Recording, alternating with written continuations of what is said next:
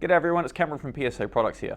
Now there have been a few cases where we've had Hilook and IntelLink CCTV cameras returned to us where the waterproof grommet hasn't been installed along with the camera.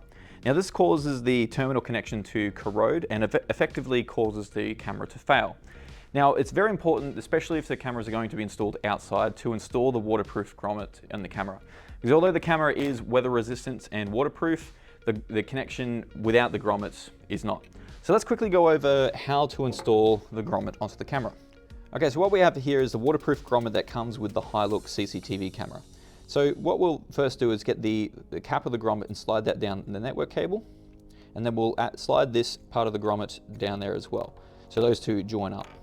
We've got the rubber grommet, the rubber seal here that goes on the cable at this point.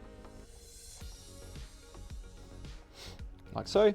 And then we've got the O-ring, and the O-ring goes on the camera side. So we'll slide that down the connector, and then we'll make sure that that is square, and so we don't get any pinches, and makes a good seal. Okay, so once we've got all that together, we then connect the network cable on, slide the connector on like that, insert the seal in the back side on the teeth, and then screw on the cap.